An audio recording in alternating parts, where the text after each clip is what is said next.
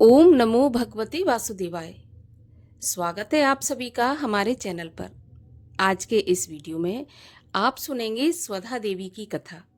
स्वधा देवी की उत्पत्ति कैसे हुई, क्यों हम पितरों के निमित्त जब तर्पण करते हैं या हवन करते हैं तो स्वधा शब्द का उच्चारण करते हैं।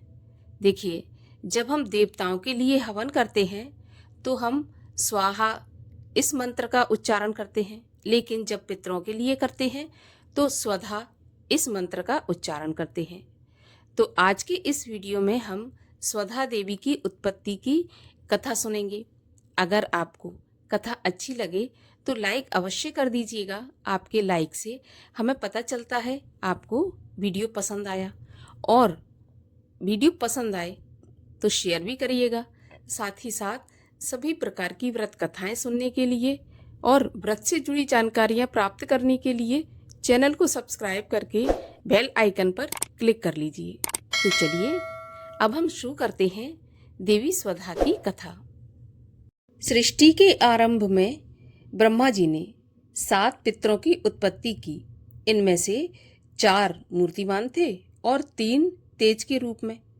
उन 7 पितरों के भोजन के लिए उन्होंने श्राद्ध और तर्पण में भेंट किया हुआ पदार्थ निश्चित कर दिया। लेकिन जब ब्राह्मणों के श्राद्ध और तर्पण के भोज्य पदार्थ पितरों तक नहीं मिले तो वे भूख से पीड़ित होकर ब्रह्मा जी की शरण में गए और बोले कि हे ब्रह्मदेव, आपने मनुष्यों के कल्याण के लिए हमारी उत्पत्ति की और श्राद्ध और तर्पण का किया हुआ पदार्थ हमारे लिए निश्चित किया, परंतु उनके द्वारा अर्पित पदार्थ हमें उपलब्ध नहीं हो रहे हैं।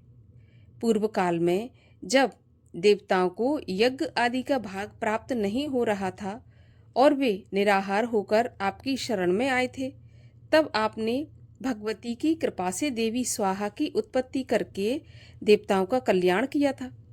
अतः हे देव, आप हमारे लिए भी कोई ऐसी ही व्यवस्था करने की कृपा करें जिससे हमारी भूख शांत हो जाए। पितरों की बात सुनकर ब्रह्मा जी बोले, पुत्रों, मैं भगवती दुर्गा से एक देवी प्रकट करने की प्रार्थना करूंगा। उनकी कृपा से तुम्हारी सभी समस्याएं दूर हो जाएंगी। पितरों को आश्वस्त करने के बाद ब्रह्मा जी ने नेत्रों को बंद करके भगवती माता का ध्यान लगाया। तब भगवती ब्रह्मा जी के मन से उनकी मानसी कन्या के रूप में प्रकट हुई। वे देवी सैकड़ों चंद्रमा की प्रभा के समान चमक रही थी। भगवती जगदम्बा की अंश रूपा होने के कारण उन देवी में विद्या, गुण और बुद्धि समान रूप से विद्यमान थे। ब्रह्मा जी ने मनोकामनाएं पूर्ण करने वाली उन कल्याणमयी देवी का नाम स्वधा रखा। इसके बाद वरदान देते हुए बोले, हे स्वधा, तुम्हारी उत्पत्ति पितरों के कल्याण के लिए हुई है, अतः मैं तुम्हें पितरों को सौंपता हूँ। जो मनुष्य मंत्रों के अंत में स्वधा लगाकर उनका उच्चारण करके पितरों के लिए भोज्य पदार्थ अर्पण करेगा, उसका दान सहर्ष स्वीकार होगा, उसकी समस्त इच्छाएं पूर्ण होंगी। इस प्रकार तुम्हारे द्वारा पितरों की भूख शांत होगी। इसके बाद देवताओं, पितरों, ऋषियों, मुनियों और मनुष्यों ने अत्यंत श्रद्धापूर्वक भगवती स्वधा की स्तुति की। भगवती स्वधा ने प्रसन्न होकर उन्हें इच्छित वरदान प्रदान किए। उनके वर प्रसाद से वे सभी परम संतुष्ट हुए और उनकी समस्त मनोकामनाएं पूर्ण हो गईं। इस प्रकार पितरों की तुष्टि के लिए स्वधा शब्द का उच्चारण श्रेष्ठ माना जाता है। जब भी हम पितरों के लिए कुछ भी अर्पण करते हैं, होम करते हैं, हवन करते हैं, तो उसमें हम स्वधा का उच्चारण अवश्य करते हैं और करना चाहिए। इसी से हमारे पितरों तक हमारा भेंट के हुआ जो भी पदार्थ होता है शीघ्र पहुंचता है और पितृ तृप्त होते हैं।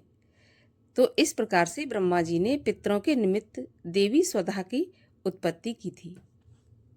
तो कथा आपको कैसी लगी कमेंट बॉक्स में लिखकर अवश्य बताइएगा, और अगर अच्छी लगी हो कथा तो लाइक भी करिए, औरों को भी शेयर करिए। साथ ही साथ चैनल को सब्सक्राइब करके बेल आइकन पर क्लिक कर लीजिए। मिलते हैं अगले वीडियो में, तब तक के लिए हरे कृष्ण।